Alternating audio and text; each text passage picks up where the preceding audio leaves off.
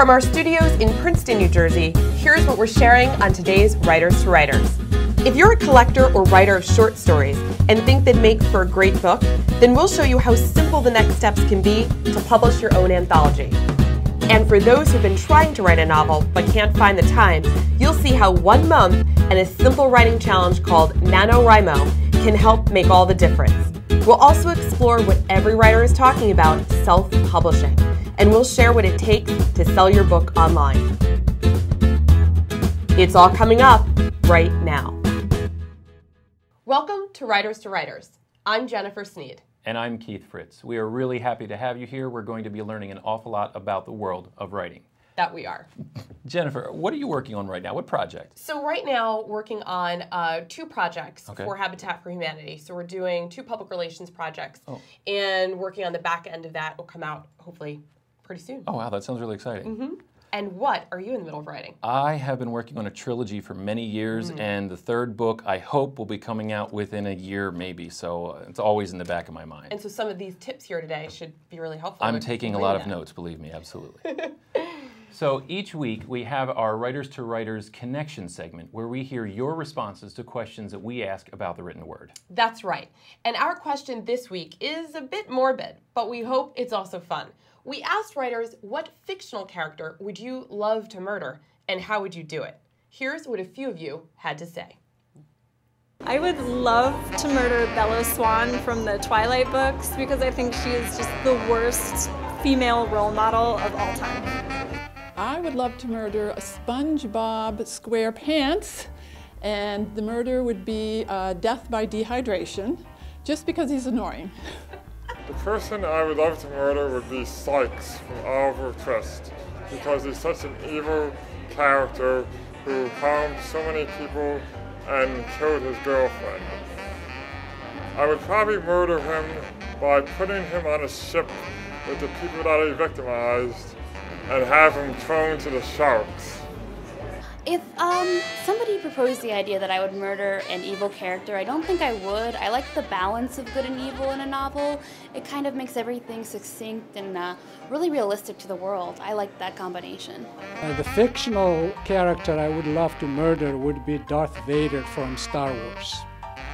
I would love to have Mahatma Gandhi give Darth Vader a heart attack with a lightsaber of love and nonviolence. Well, that was pretty awesome. Jennifer, I'm dying to know, who would you murder? So I've been thinking about this, Keith. Great Gatsby. Daisy bothers me. She gets away essentially with murder. I know, yeah. You know, right. I think I'd have to mysteriously have her disappear. And pay for her. Okay, Something I totally got that. happens in the dining room with the candlestick. like the Clue movie? Exactly. All right, cool, cool. And who would you murder? I thought a lot about this. Agatha Christie's And Then There Were None, one of my favorites of all time. There are a lot of characters. They're all guilty. Miss Emily Brent. She is the only one of the characters that not only is guilty, but is convinced that she's not. She thinks she's totally innocent. Right. I'm not sure exactly how I would take her out, but poison feels good to me. It's simple, it's clean. I like it a lot. All right. We would love to hear what your answer is. So go online and tell us what fictional character you would murder. It sounds a little weird to say that. Yeah. Anyway, here are all the ways that you can connect with us.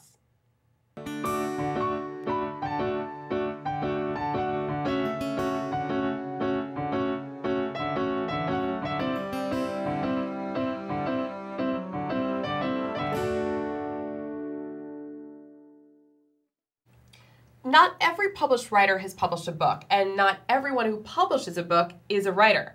Are you confused yet? Well, here to enlighten us about all this is Michele Tuck-Ponder. She'll share about the growing trend of anthologies. She is an attorney and co-editor of several anthologies, including The Wisdom of the Word, Great African American Sermons. Michele, thanks for coming. Thanks for having me. So we need to know right off the bat, how do you define an anthology, and why is it such a popular form of publishing? Well, an anthology is usually a collection of literary writings that have something in common. So they can either be great sermons or stories about revenge or whatever the editor or the person who conceptualizes the book decides they want the topic to be. So as long as they have something in common, the individual pieces. I see. Yes. Okay. Well, why would someone contribute to an anthology instead of writing their own book? There's a lot of reasons. A lot of times you might be experimenting with an idea, or, for example, you may not be ready to publish a full book. It's a lot easier to write a short excerpt or a short story or a piece that's a couple of hundred words as opposed to a full-length book. And then you're published. So it's sort of establishing credentials. Yes. Okay. So if you have ideas for an anthology, how do you know if it's a good idea, if it's going to, flesh out to be a good anthology? I think the most important step is doing your research. First of all, if you have a great idea, chances are somebody else has had that great idea. I've heard that before. Absolutely. So you'll do some research. You'll figure out, well, who's written books on this topic before and how have they addressed the topic? And so you can decide to, or put something together that is uniquely yours.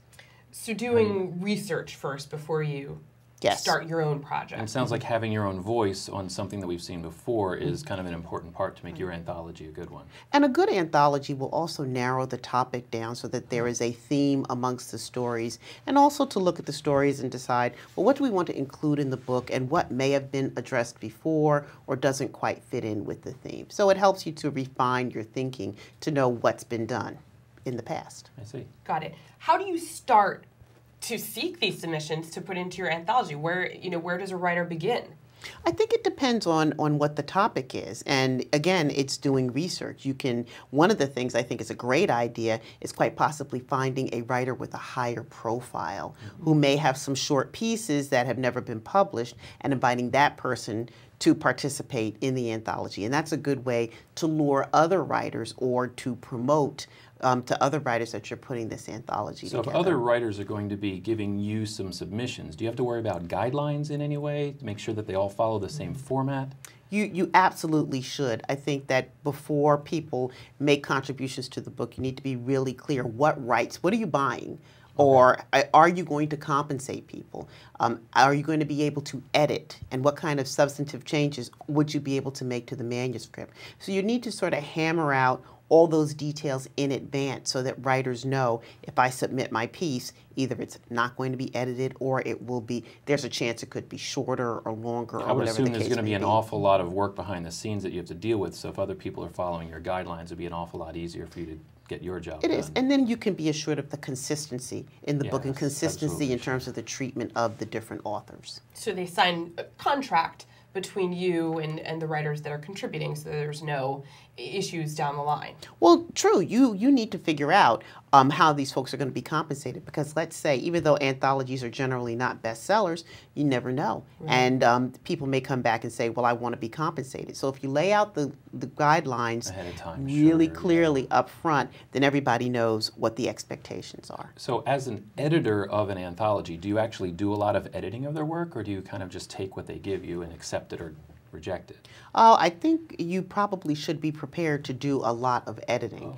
One, because you're going to want pieces that are approximately the same length. And so you'll get some that are longer and some that are shorter. Sure. You might have to talk to an author about maybe this is two pieces as opposed to one, or can you cut this in half or cut it down by 25%? You find that they're willing to make changes like that? Well, especially newer writers who are looking to be published, absolutely. Okay.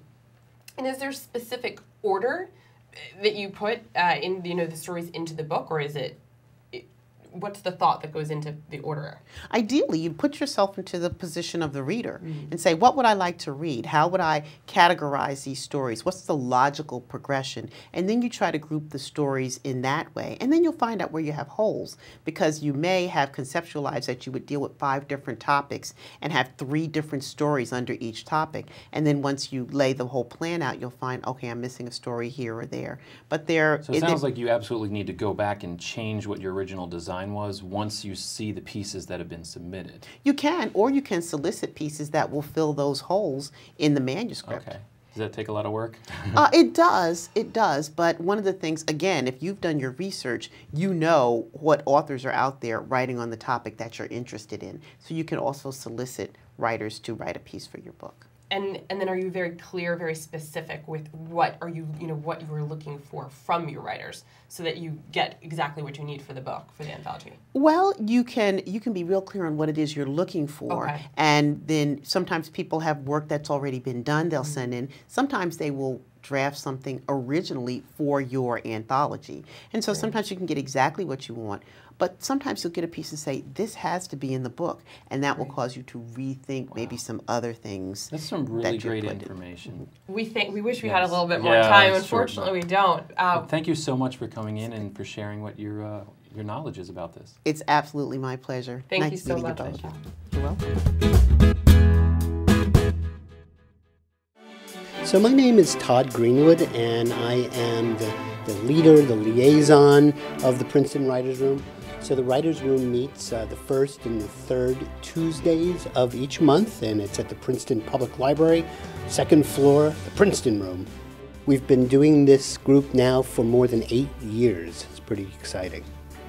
So the format of a session is it's about 2 hours long, and within those 2 hours what we're doing is we're having people read their work. They go ahead and they make copies of their work, they hand it out, people read along with them, they read aloud, and then what we ask for is for them to give us a focusing question, something that they want the group to respond on. We're asking people to give heartfelt but good criticism. So knowing that we're all writers, that we don't want to be cut down in any way, but at the same time what we want is the kind of critique that is going to be really helpful to us. So who can take part in it? Everybody. It's open to the public. It's open to people who are writing all different genres. We've got people who are writing nonfiction, memoir, people who are writing fiction, people writing romances, people who are writing poetry, and a lot of people, surprisingly, who are playwrights as well. So if people want to come and be part of our group, show up at 7 o'clock on either the first or the third Tuesday of the month. And all they need to do is to bring samples of their work, about 1,000 words maximum, because we don't have enough time for longer pieces, and they can be part of what we do. Have you ever said, I would love to write a novel, but I can't get motivated? Well, uttering those words will no longer be your excuse, not after you hear from our next two guests. They're here to share about an exciting program that will challenge and encourage you to write it down. Joining us are Bill Patterson and Richenda Gould, writers and co-municipal liaisons for Central New Jersey RIMOs. So, why don't we start right there? What is NaNoWriMo? NaNoWriMo is a challenge. It's a dare. It's a bet. I bet you can't write 50,000 words in 30 days. That sounds interesting. 50,000 words? Yeah. That sounds absolutely insane. It is insane, but that's part of the fun. Now, how did this come about? How did this start? Back in 1999 in San Francisco, a bunch of friends got together and they said, let's do this wild and crazy thing. And, some people didn't make it, they dropped out, but those who finished it said, this is really cool. We got something great out of this, so let's do it again. And they set it up to be an annual thing, and they got a website, and they got more people involved, and it's just blown up into this international phenomenon. Well, I assume that people who procrastinate have a lot to gain from this, but what about people who are already consistent writers? Are they bothering to deal with this? NaNoWriMo is actually used by many accomplished authors as one of their ways to get out their first draft. They will use it to go through and pound out that first draft because it's a lot easier to model a lump of clay than it is just to play with one piece of it. Got it. So experienced writers and non-experienced writers, they both utilize this program. Yes. So how does one join? Take us through the steps of, hey, I want to join. How do I do it? It's very simple. You go to the website. You sign up with a pen name. It's very short, simple. They just ask for an email. And then you sign up with a home region. Our region is Central New Jersey. That's what Bill and I post. And that's it. You're done. So each person, though, just signs up for one region, or can you sign up for multiple regions? You can sign up for multiple, but only one is your home region. Okay. Got so it. this virtual community with NaNoWriMo, is it a big thing? Do people engage in it a lot, or do you just go on, sign up, and keep track of things online? Well, 350,000 people can't be wrong. And those are the number of writers that are in NaNoWriMo. That's a lot. A lot of them, they just show up in November and they disappear like by mid-December. Some people do it year-round. Not necessarily the writing, but they use it for community aspects too. Oh, interesting. So explain a little bit of those community aspects. What would someone get out of the whole year being part of this program? Well, it starts with the forums, which are open all year round. And it's broken up by age group, by genre, by interest, who you are, like veterans. And so people start out on the forums. That's where you meet people. That's where you start out with your community, your local community. Okay. And then we, as the municipal liaisons, make local events happen. We have a Kickstart party every year, a kickoff. We host write-ins all throughout the month, which brings people together to the same spot to write together. That's the big difference between Rimo and every other program out there, really. You're writing as a community. And we also do a big thank goodness it's over party, because everybody's ready. That's a really important one. Yes, it is. Now, the forums are online, but then you have these other events that you set up in person. Yes. And give us an example of where some of these locations might be. Oh, wow. Last year we had 74 write-ins. Wow. So every day of the month there was 2 or more write-ins. I host one in Somerville. Richenda hosts one in Plainsboro. But we have got people in, nearly every city in central New Jersey, every major town we've got something. Hamilton, Princeton, they're all over the place. You're reminding me about a rumor I heard about some kind of rivalry going on. Well, New Jersey has 4 regions, Northeast, Northwest, Central, and South, and we have a little bit of a regional rivalry with the Northeast. Oh, how's it going? Very well. Oh, really? For us. Yeah. For the last, we've been municipal liaisons for 3 years now. This is going to be our 4th one. And for all 3 of the years that we were there, we've won both total word count and words per person. And the interesting thing was, during 2 of those 3 years, Northeast actually had more writers, but we still beat them. In total words? Yes. In total words. Well done. And words per writer. So. And this big contest, this all takes place in November? Mm-hmm. Yes. Now, one of the neat things about NaNoWriMo is they realize that not everybody can write during November. So they have these things called Camp NaNoWriMo, which is much more self-directed, a lot looser. The 50,000 doesn't apply. You can set your own goal. I set mine for 80,000 one time, and I'm never going to do that again. 80,000. Yeah, I've done that. But why would you do that to yourself? But I'll tell you, one of the neat things that happened during that is we had people show up from Bayonne at a write-in. Wow. They said Central New Jersey is the only one doing something during camp. So we like to hold write-ins basically all year long so that we get around our peers. Every week. Every week. The whole year? Yes. Whole year. Wow. Now, what about some of our younger viewers who might be interested? Is there an age restriction of any kind? Can anybody get in on this? There is national law that says all websites have to be for ages 13 and up.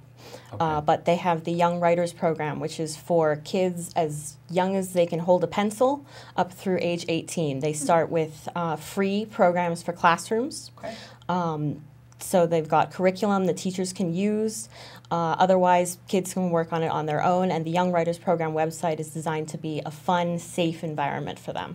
So they have their sort of separate subset underneath this entire website. Yes. Just for them. Safe, secure, families will enjoy. That sounds great. I didn't know about this. I mean, I think I should maybe try to do a little bit of a challenge. I tried it once. I failed miserably. Yeah, one little thing in personal life, and that's it. It's over. I'm an admirer that you guys could do what you've been able to do. Yeah. I learned from it. As you said in the beginning, this is an adventure. It is, yeah. It's a dare. It's a bet. Bet you can, you know? Well, thank you so very much for coming in and for shedding some light on all of this and maybe inspiring some people to give it a try this coming November. Remember, Write it down. Home to New Jersey, Yes. Central New Jersey, Yes. All right. Central New Jersey. Thank Right. you. Thank you for having us.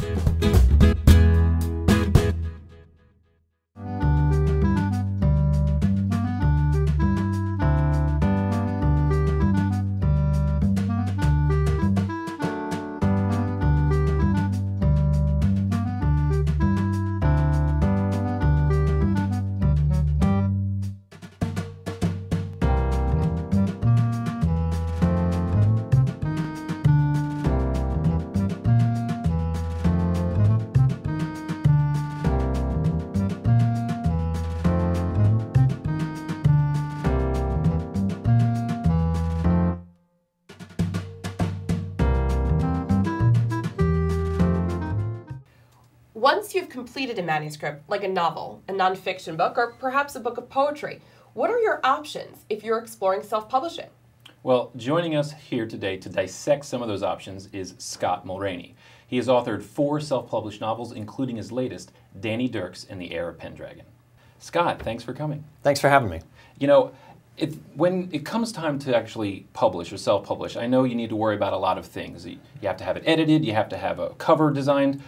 For a moment, I'd like to ignore all of those things and just get ready for the next first step. Where do you go? How do you start? Well, the best thing to do is find a platform from which to sell your books from. Okay. Kindle Direct Publishing is sort of the go-to first step. That's Amazon's self-publishing branch. Mm-hmm. How easy is it to get started on, say I want to use that platform? How do I start? It can actually be almost too simple. You need a finished edited document, a Word document or PDF file, and a cover file, and a really good book blurb. That's it. To sort of draw in your readers, and that's kind of it. Wow.